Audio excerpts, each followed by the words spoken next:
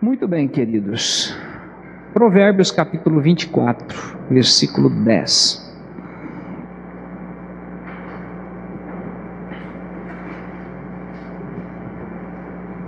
Provérbios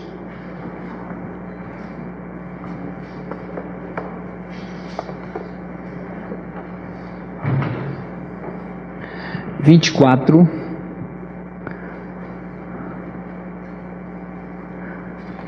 verso 10.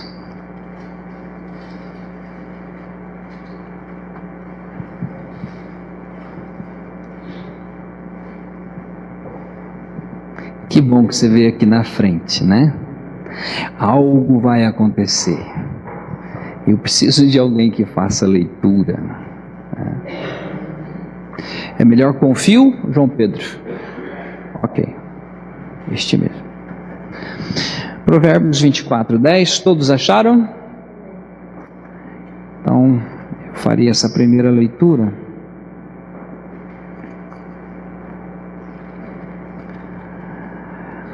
Se te mostrares frouxo no dia da angústia, a tua força será pequena. Vamos orar?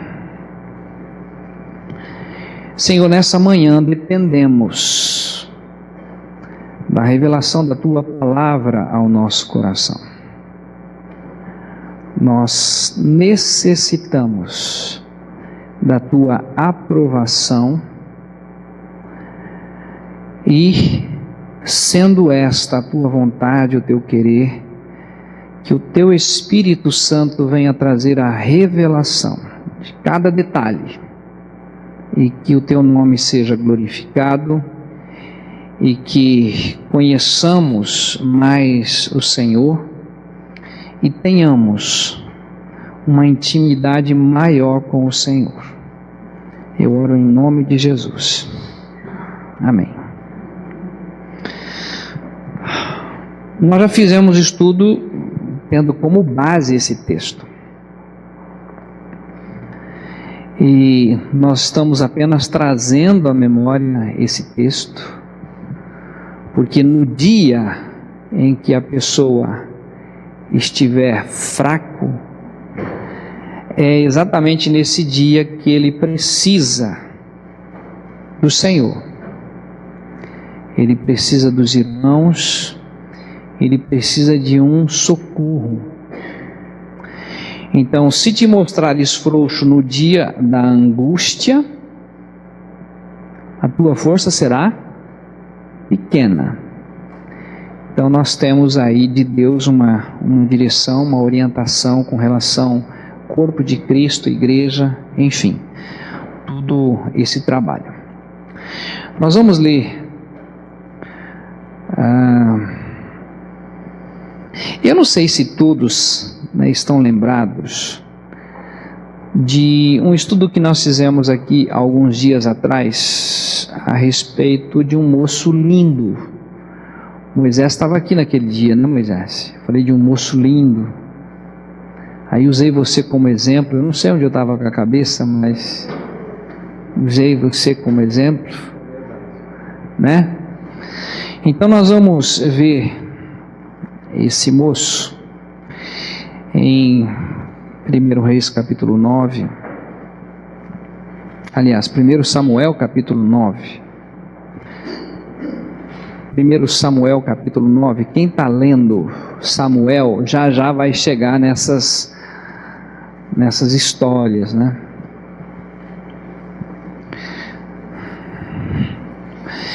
1 Samuel capítulo 9, versículo 2.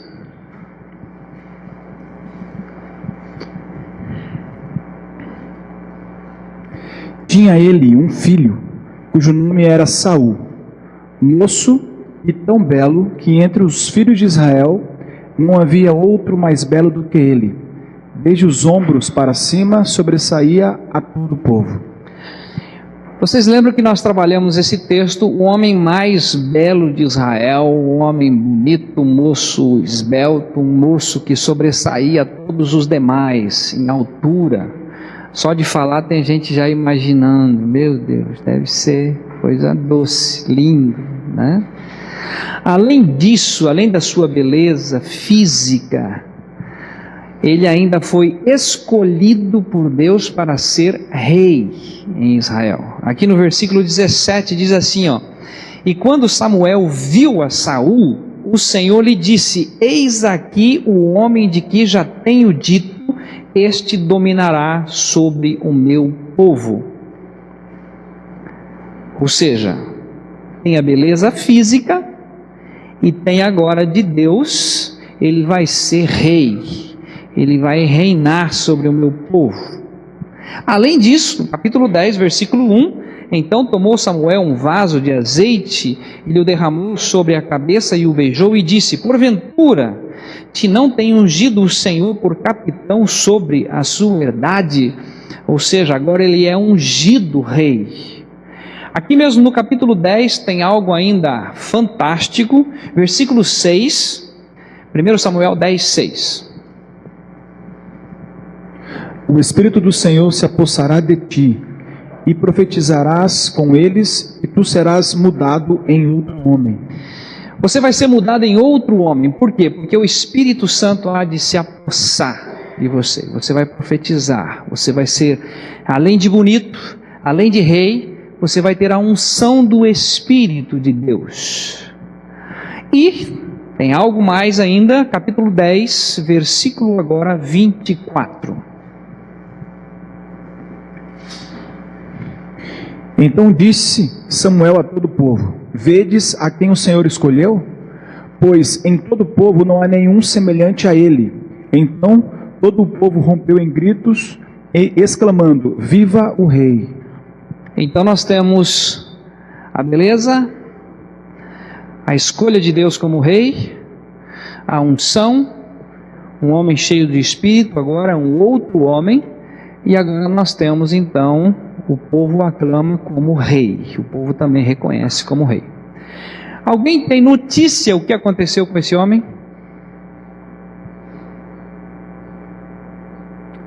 No estudo que nós fizemos anteriormente, nós falamos do seu erro, né, de não esperar no sacerdote para fazer o sacrifício.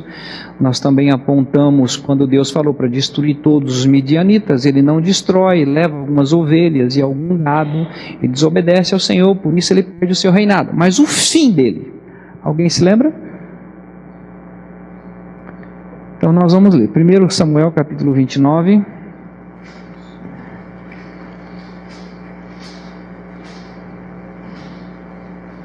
Primeiro Samuel 29, não, 31, tá?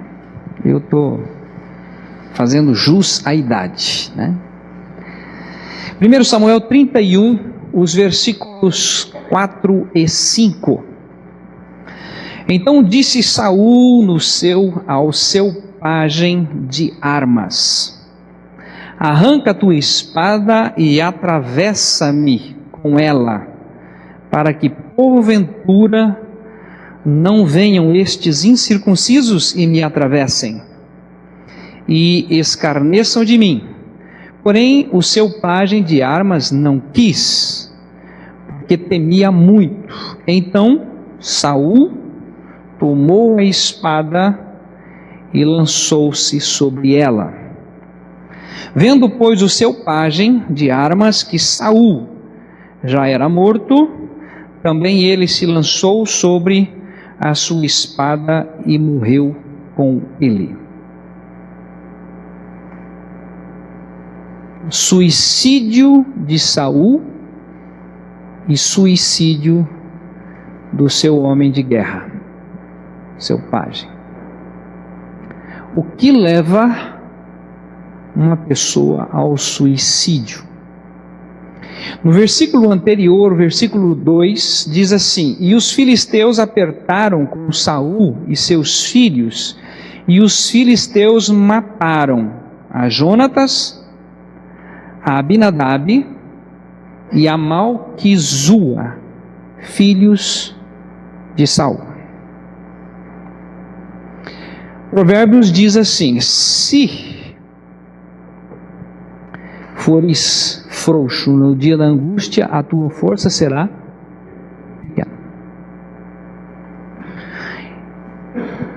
Saul tem um momento todo de glória, está com o povo de Deus, unção do Espírito.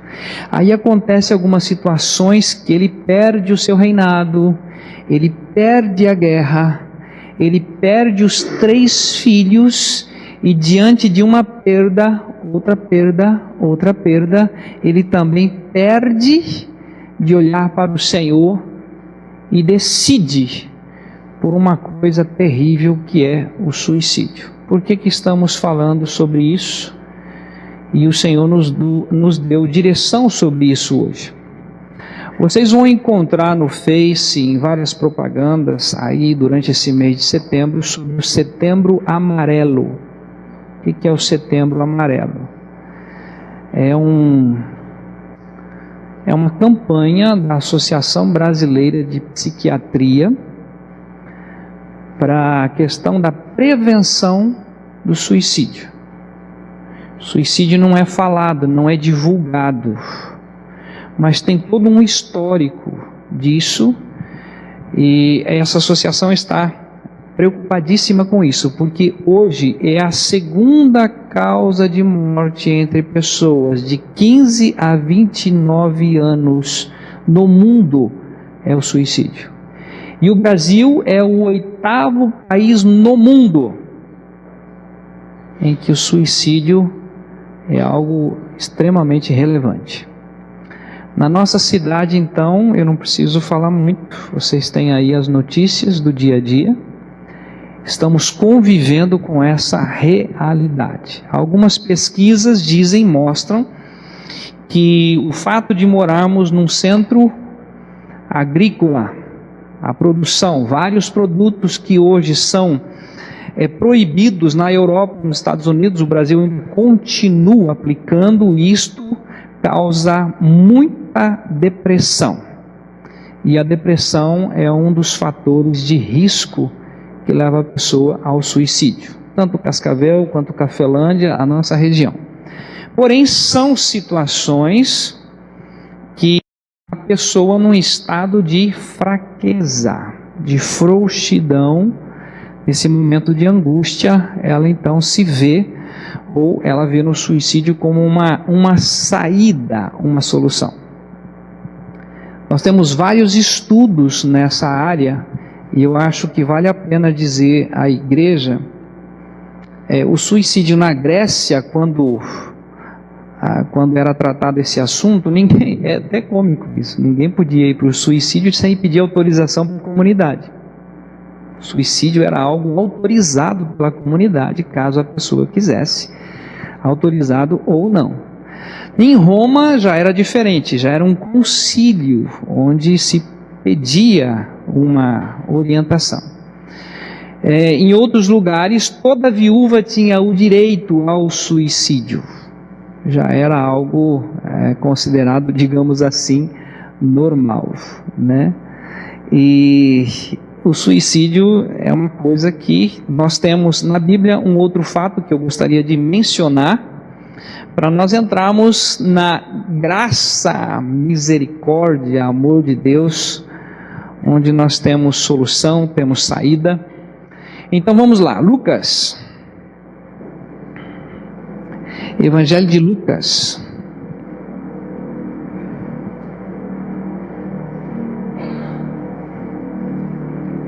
capítulo 22,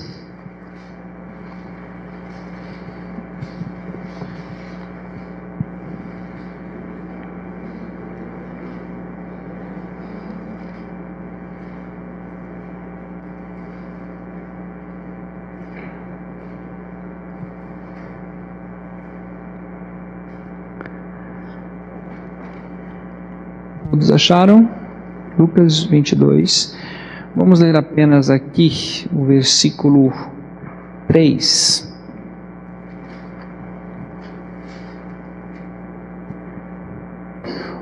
Ora, Satanás entrou em Judas, chamado Iscariotes, que era um dos 12. Aqui nós temos algo que o mundo não conhece. Quando nós falamos aqui, comunicamos à igreja, nós nascemos portadores de uma natureza perversa, portadores de um velho homem. Este velho homem é de propriedade exclusiva de Satanás. Ele entra e sai a hora que ele quer. Ele comete determinadas coisas utilizando o homem, e depois ele sai do homem, e aí o homem cai no arrependimento. Por que que eu fiz isso? Como eu fui capaz de fazer isto? Você foi induzido a fazer isto. Agora, aqui Satanás entra em Judas. Em Mateus capítulo 27, nós temos aí o arrependimento de Judas sobre esse assunto. Mateus capítulo 27. Mateus 27.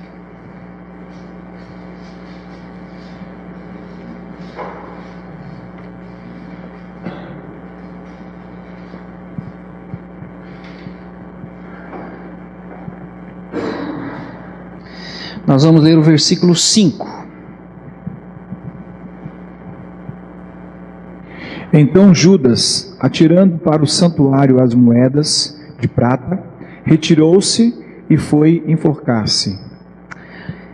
Então nós temos no caso de Saul, esse homem mais belo que foi rei, que esteve envolvido com o povo de Deus, que teve toda a alegria desse envolvimento, até o momento que ele dá um fim na própria vida.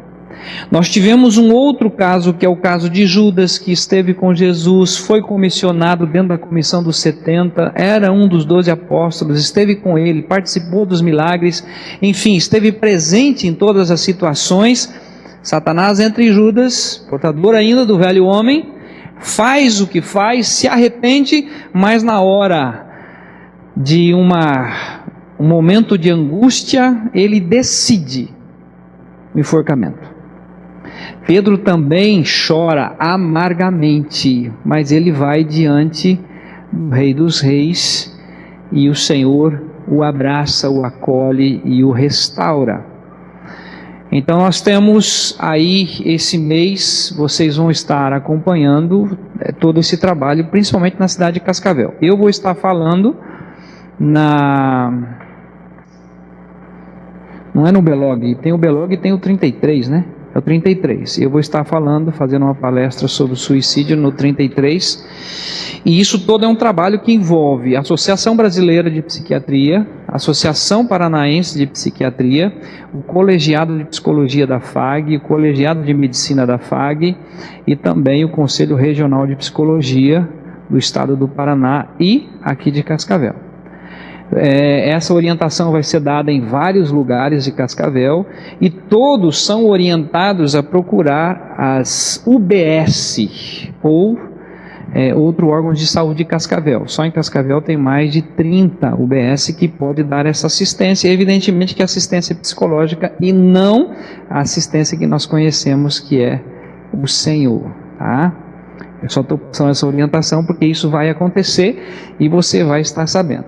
Agora nós vamos trazer para o que é o nosso, a nossa visão de reino, aonde nós vamos encontrar forças, aonde nós vamos encontrar, na verdade, uma solução e uma saída. Lembrando que, se no dia da sua angústia você for fraco, a sua força será pequena.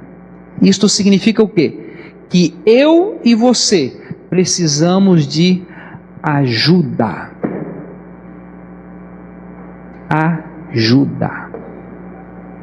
Ajuda.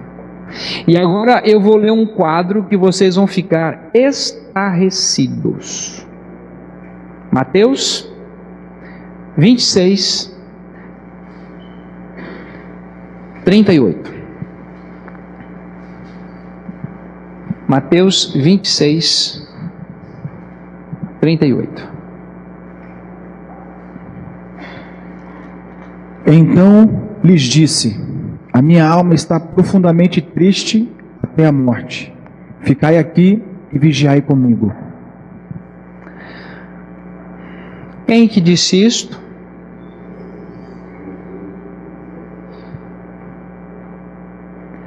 Vocês estão lembrados de Mateus 11, quando Jesus está em pleno ministério, conversando, falando, orientando, ele disse assim: vinde a mim todos os que estáis cansados e oprimidos, e eu vos aliviarei. Tomai sobre vós o meu jugo,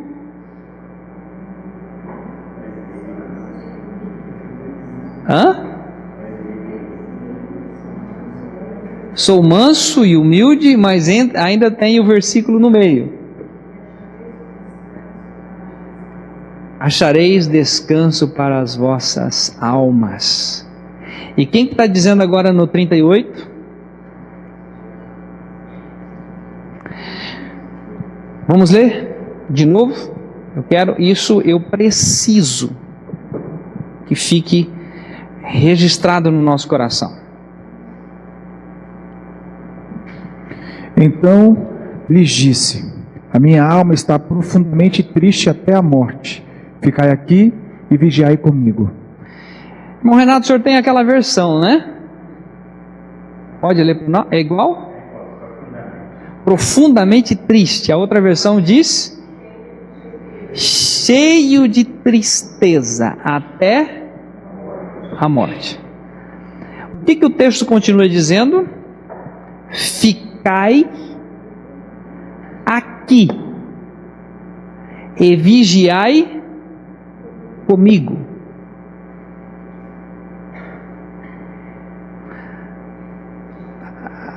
Vamos imaginar Pedro falando: escuta, mestre, mas o senhor não falou que o senhor tem descanso para a alma? O senhor não ressuscitou Lázaro, o filho da viúva de Naim? O senhor não é o alfa, o ômega, o princípio e o fim? O senhor não é tudo isso?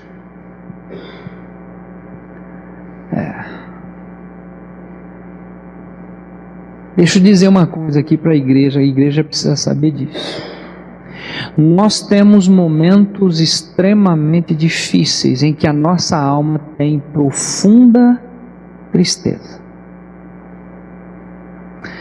A perda de um filho, no caso de Saul, é algo de profunda tristeza da alma.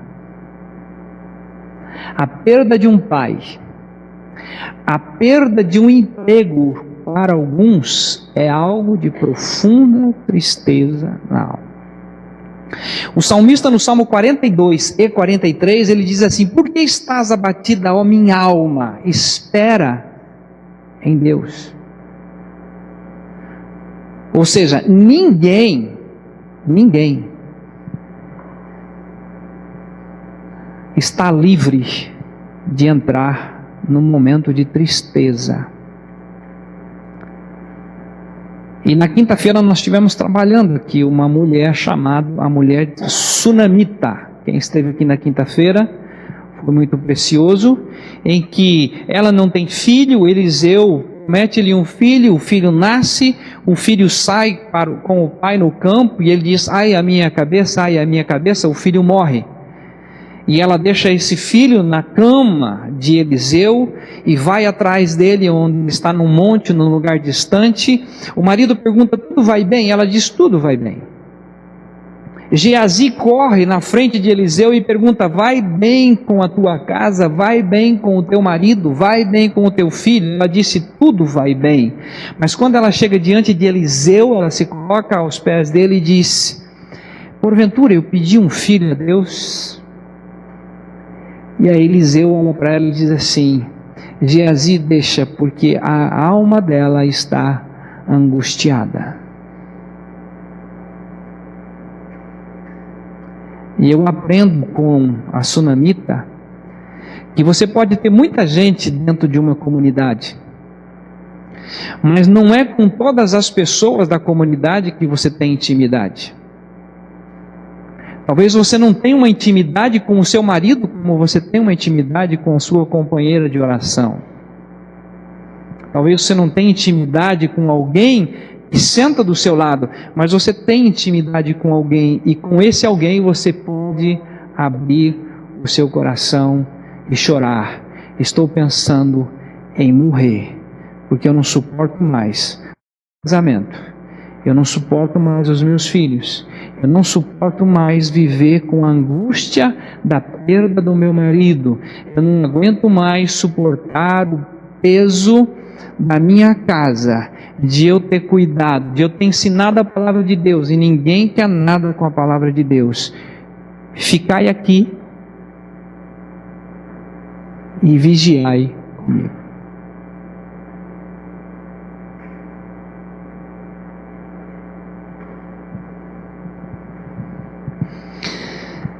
Jesus começa a orar. O seu suor se torna em grandes gotas de sangue. Ele volta com os seus. O que ele encontra? Ele encontra isso aqui. Versículo 40. E voltando para os discípulos, achou-os dormindo, e disse a Pedro: Então nem uma hora pudesses vós vigiar comigo? Porque o seu problema, Jesus, não é o meu problema.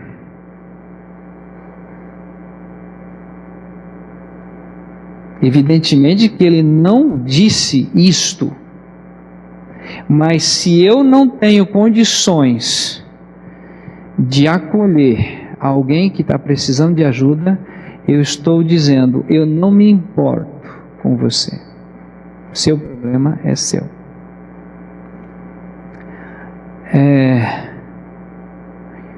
Hoje eu recebi de manhã uma mensagem de voz da Elaine. Elaine mora em Orlando, nos Estados Unidos, e ela passando uma situação lá com relação a uma autoridade, e ela durante essa semana ligou pedindo para que estivéssemos orando. E nós oramos por ela, pedindo que a vontade de Deus seja feita. E hoje ela me passa uma mensagem: Deus é magnífico, Deus é tremendo, Deus é maravilhoso, Deus é gentil. Ele ouve as nossas orações. Isso é tão gratificante ao nosso coração. Às vezes para você pode ser uma coisa boba, mas para quem está na situação é um monstro. Jesus está falando de uma coisa que ele ia passar 6 horas pendurado no madeiro, tomando sobre ele dores, doenças, enfermidades. E os discípulos estão cansados. Vamos dormir. Quantas mães aqui que já passaram, nem que seja a noite inteira na UTI do hospital, mas é meu filho.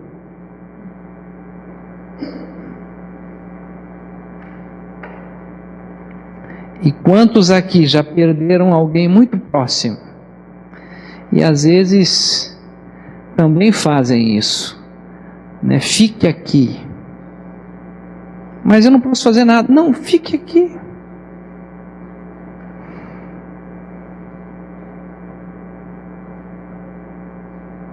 Só fica aqui.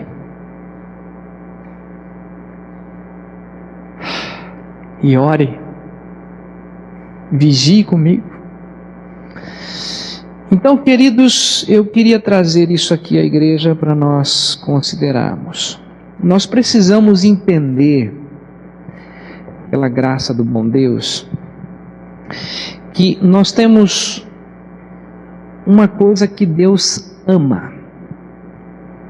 Deus ama e até indica, que é a morte. Mas não é a morte física, porque a morte física, a palavra de Deus diz assim, ó, está ordenado ao homem morrer uma só vez, e depois disso, o juízo. Então a morte física é algo que nós vamos passar, é algo que nós vamos enfrentar. Mas ele começa desde Levítico, e agora nós vamos fazer uma sequência do Velho Testamento, Novo Testamento, Levítico capítulo 27, o verso 29. Quando você for colocar alguma coisa diante de Deus, e aqui vale a pena ressaltar isso, seja animal, seja uma oferta, seja filho, seja a sua própria vida, quando você colocar diante de Deus a sua vida, Ele diz o seguinte: olha, Deus vai levar à morte isto. Tá? Levítico 27, verso 29.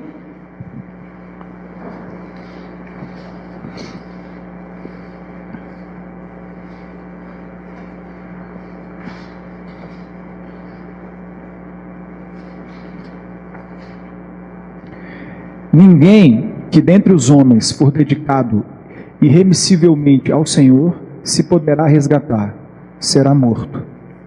Então é interessante isso aqui, queridos, porque assim, quando você dá uma oferta ao Senhor, para quem que você deu a oferta? Vou repetir, porque a resposta está clara. Se você entrega uma oferta ao Senhor, para quem é a oferta? Ao Senhor. Se você deu, ou entregou, ou pagou o dízimo é de quem? É do Senhor. Se você entregou o filho ao Senhor, de quem é o filho? É do Senhor. Se você entregou a sua vida ao Senhor, a vida é do Senhor, e Ele vai fazer o que Ele quiser. E Ele diz que tudo isto que você entrega, Ele vai levar aonde? A morte, porque agora é meu. Eu às vezes vejo isso e tem pessoas que sofrem com isso. Quando você deu o dízimo, seja em qualquer igreja que você ofertar, depois a pessoa fica controlando para onde vai o dinheiro. Escuta, não é mais seu. Agora, ai de quem desviar esse dinheiro, porque ele está tocando em algo que é do Senhor, não é seu. Alguns apenas Deus coloca como administradores. Assim também a minha vida, a sua vida, a vida dos nossos filhos. Foi consagrado, então é do Senhor. O Senhor vai levar a morte, mas é uma morte que nós precisamos ter clareza, tá?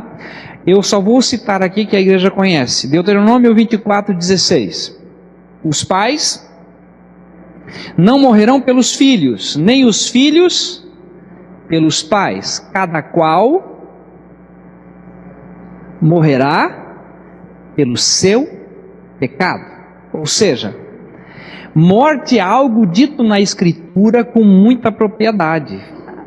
Ezequiel 18, versículo 4. A alma que pecar, essa morrerá. Ezequiel 18, 20. A alma que pecar, essa morrerá. Romanos 6, 23. Porque o salário do pecado é a morte, mas o dom gratuito de Deus é a vida eterna. Romanos 6, 4. Aquele que está morto está justificado do pecado. De que morte é esta que nós estamos falando? A bendita obra do Calvário, do Cordeiro. A morte do nosso velho homem. A morte da porta em que Satanás usa pessoas para levar à morte física. Satanás é terrível. Nós temos no caso de Saul um problema sério, a perda dos filhos, não soube lidar com isso. Nós temos no caso de Judas, a questão de Satanás entrar ele, na hora da angústia a sua força foi pequena, ele não procurou ajuda nos discípulos, ele não foi até o Senhor Jesus Cristo, ele tinha lugar para arrependimento, mas não buscou estes lugares. Agora nós temos de Deus uma solução. Eu destruo o seu velho homem, aquele que causa angústia, aquele que causa tristeza, aquilo que deixa você aflito, ansioso, eu extermino isso na cruz do Calvário. E agora eu preciso ler com a igreja. Hebreus capítulo 2, versículo 14 e 15.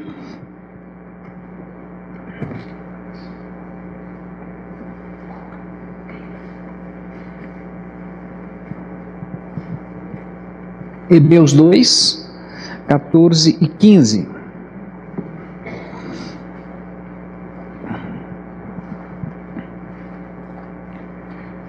Visto, pois, que os filhos têm participação comum de carne e sangue, destes também ele, igualmente, participou para que por sua morte destruísse aquele que tem o poder da morte, a saber, o diabo, e livrasse todos que, por favor da morte, estavam sujeitos à escravidão por toda a vida.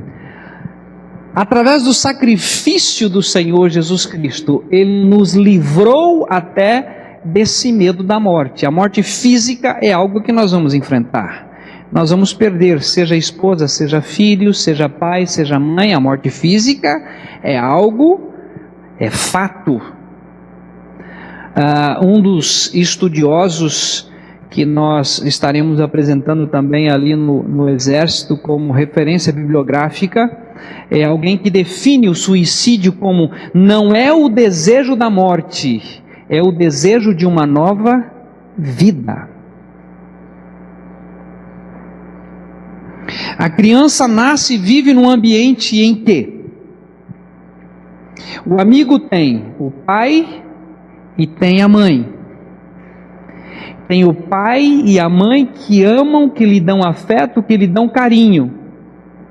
E a outra não tem pai, não tem mãe. A criança chega na escola, está totalmente desorientada, o professor não tem a sensibilidade de verificar, mas ele foi para a escola com um barulho na cabeça. Pai e mãe estão se separando.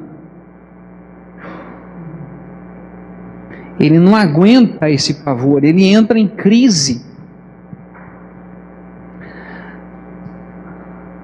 E aí o que ele quer? Ele quer a vida do seu amigo. Ele não quer morrer. Ele só quer uma nova vida. Ele quer mudança. O suicídio é essa tentativa de sair do sofrimento. É sair da angústia. É sair dessa velha vida. Desse velho homem que não encontra paz em lugar algum.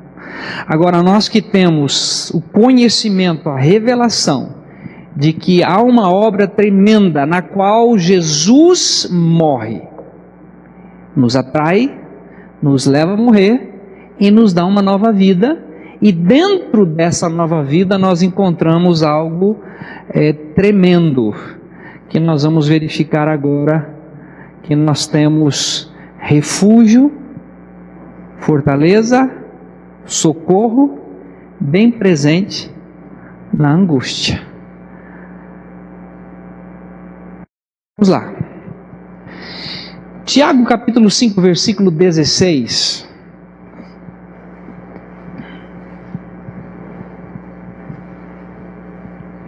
Tiago 5, 16.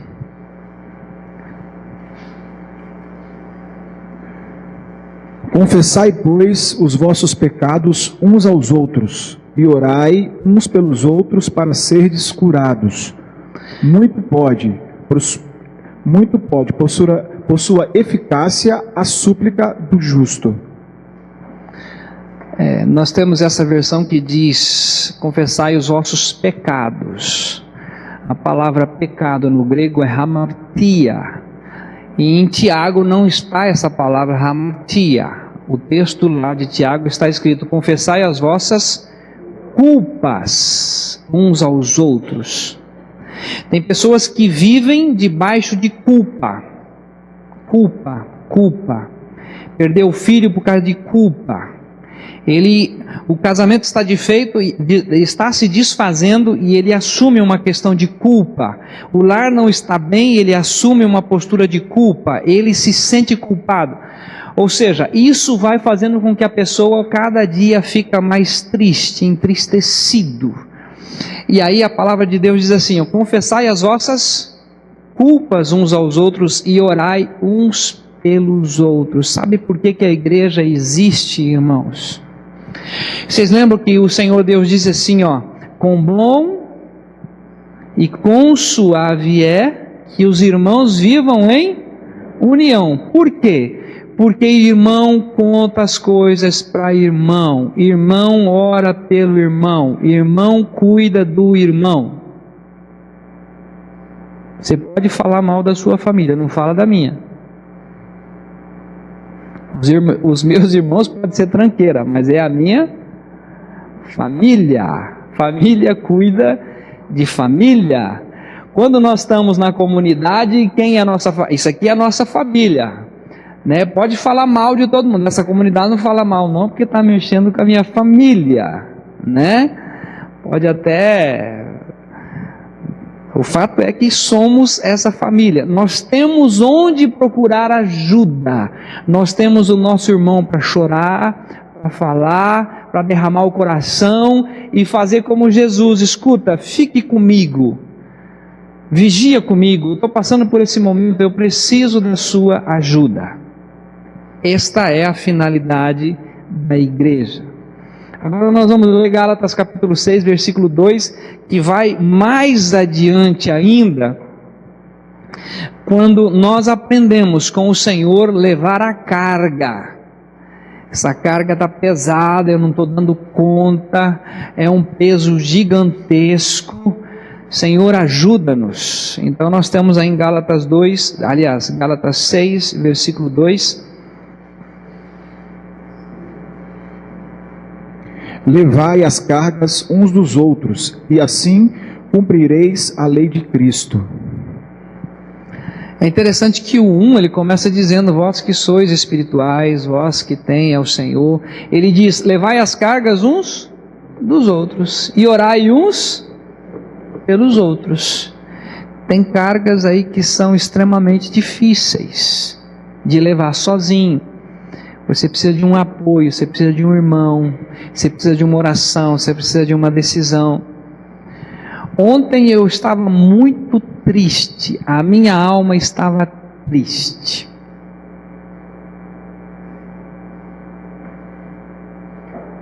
E pastor pode ficar triste?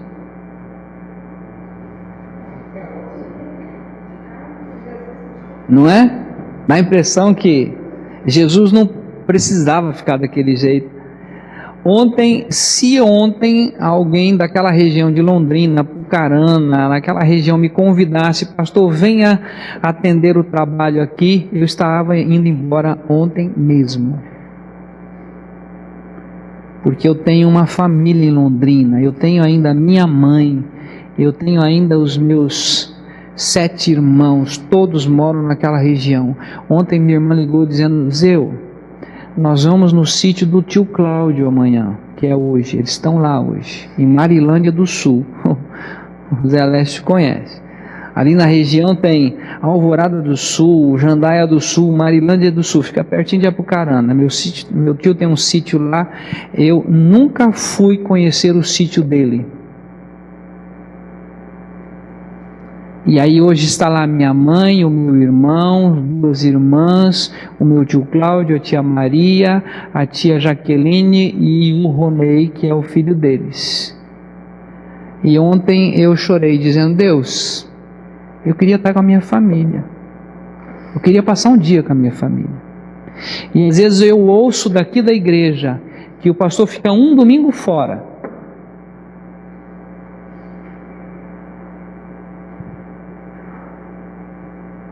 Porque pastor não pode se relacionar com a família, tem que cuidar da igreja.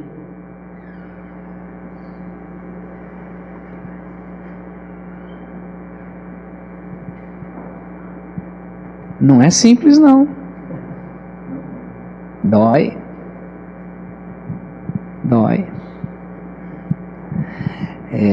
Ontem foi difícil, hoje já está mais brando.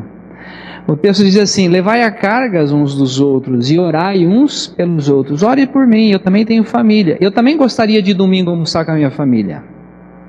Tem gente que almoça todo domingo com a família. E ainda cobra, por que o pastor não me visita? Que vontade de estar com a minha família. Ontem eu fiquei com a raiva do Torte que ele não tem ideia. O Torte está me filmando lá atrás. Ontem ele queria 1 hora para a gente gravar um programa. E aí, Torte, quase que eu liguei para você. Eu falei, Torte, eu tenho um compromisso agora às 2h30 com o pessoal da Redenção, às 3h com os pais da Redenção, domingo de manhã o compromisso com a igreja, às 4h o compromisso com os pais das crianças que temos um estudo hoje à tarde, e dá a impressão que não é vontade de fazer. Mas é que a gente tem limites. Vocês já perceberam que quando você vem à igreja, você sempre vem para receber, nunca para doar? Você senta e come. E o pastor, ele precisa de ter comida para oferecer. Não estou falando isso para chamar atenção, não. Estou falando isso para dizer que nós também temos momento de tristeza. Nós também temos momento de querer ficar com a família, com os primos, com os tios.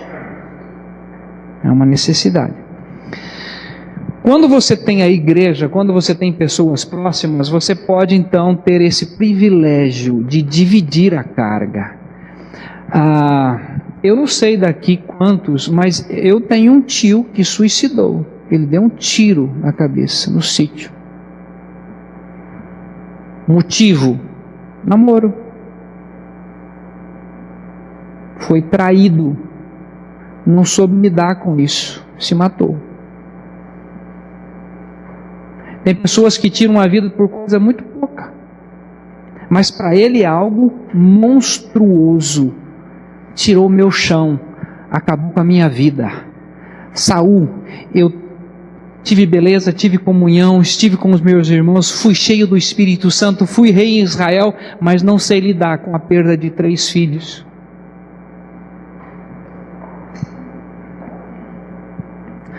Queridos, agora nós vamos ler um texto lindo, tá? Que está em 1 Coríntios capítulo 12. Só mais um tiquinho, eu já termino, viu, gente? 1 Coríntios capítulo 12.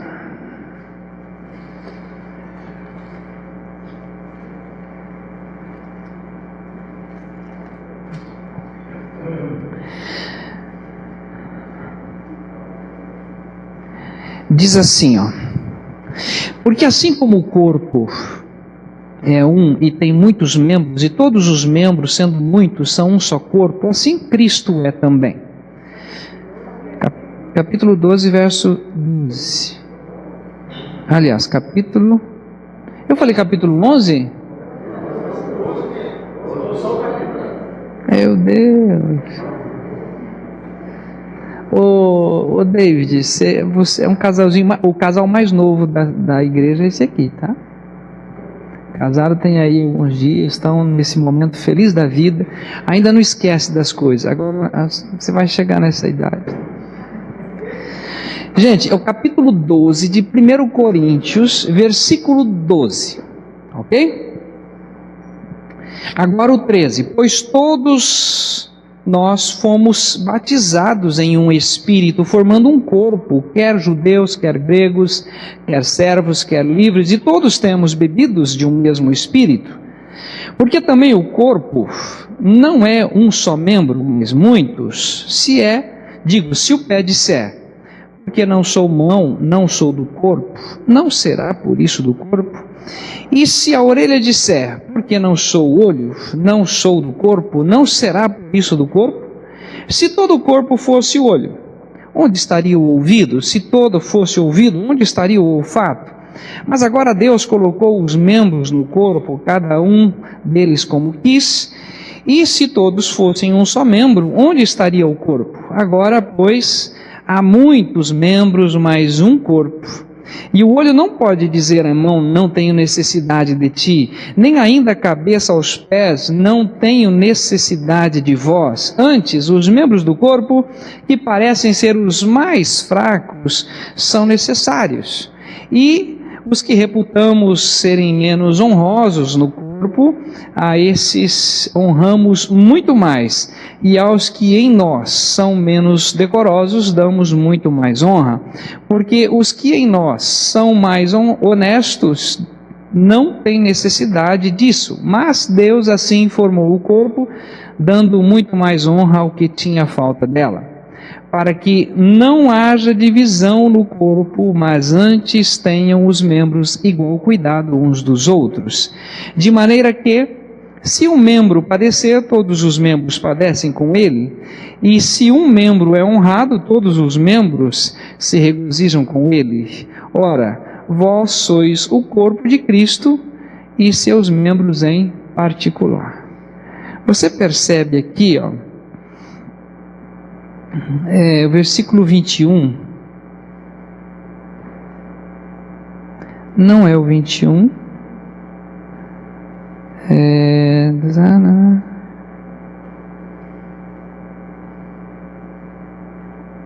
cadê a cabeça, gente? Aqui, o 21, é o 21. E o olho não pode dizer à mão, não tenho necessidade de ti, nem ainda a cabeça aos pés. Quem é o cabeça da igreja? Cristo. Ele necessita dos seus discípulos. Ele tem necessidade de nós, assim como nós temos necessidade dele. Ele sofre. Vocês lembram quando ele subiu à cidade de Jerusalém e ele entra num choro dizendo: Jerusalém, Jerusalém, quantas vezes quis eu juntar como a galinha junta os seus pintainhos, mas tu não o quiseste. Jesus hoje ainda, eu vou usar essa expressão, sofre no sentido de que o desejo dele é que todos sejam salvos. E ele conta conosco, conta com as nossas orações, conta com o nosso envolvimento. No versículo 25 diz assim, ó, para que não haja divisão no corpo, mas antes tenham os membros igual cuidado uns dos outros. O irmão Alceu, que está sentado aqui no banco, ele está com a esposa dele num quarto em casa, como que fosse um quarto de UTI, com toda a aparelhagem para respiração, para que a dona Nair não parta desse mundo. A alegria dele é de vir aqui domingo de manhã, que tem um cuidador. Ele está passando um momento extremamente delicado. Precisa das nossas orações.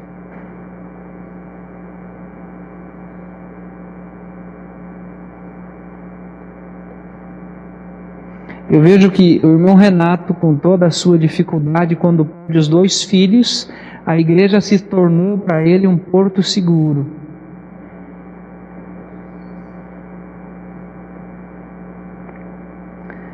E nós temos mais recebido dele do que dado.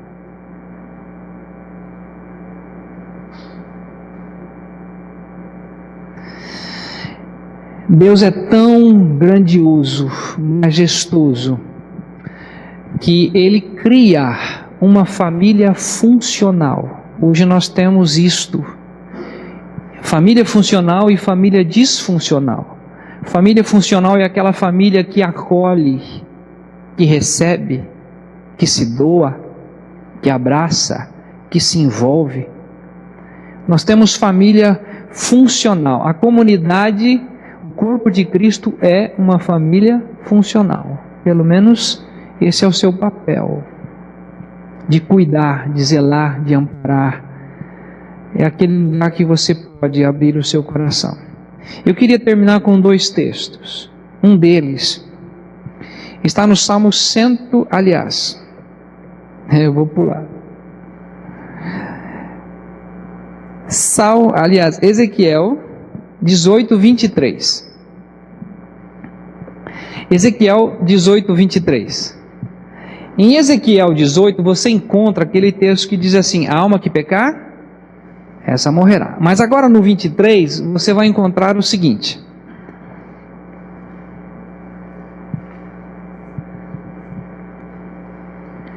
acaso tenho eu prazer na morte do perverso?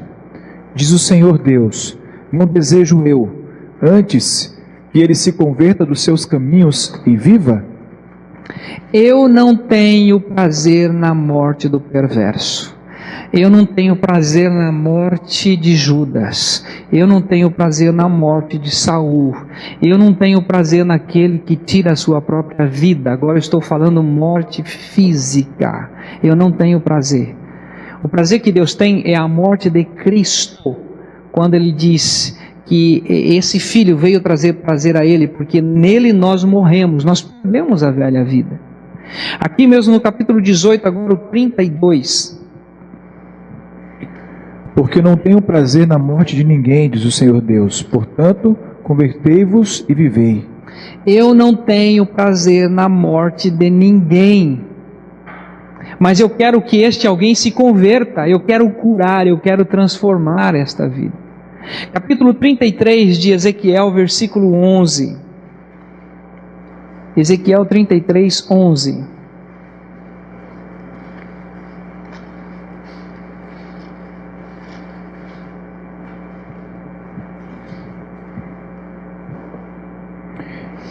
Diz-lhes: tão certo como eu vivo, diz o Senhor Deus, não tenho prazer na morte do perverso, mas em que o perverso se converta do seu caminho e viva. Convertei-vos dos vossos maus caminhos, pois porque haveis de morrer, ó casa de Israel. Não tenho prazer na morte do ímpio. Você já viu uma pessoa que é tão boazinha, tão tranquila, aí você fala assim, por que morreu? E aquele desgraçado, nojento, velho, rabuno, terrível, o cara não morre. Aí criou-se o ditado que vaso ruim não quebra. Porque, gente, Deus, enquanto a pessoa não se converte, enquanto a pessoa não tem uma experiência de regeneração, Deus permite que ele vá para o hospital, Deus permite que ele fique usando fralda, Deus permite que ele vá para o UTI, porque Deus não tem prazer na morte do ímpio. Sabe no que Deus tem prazer? É o Salmo 116, versículo 15. Salmo 116, 15.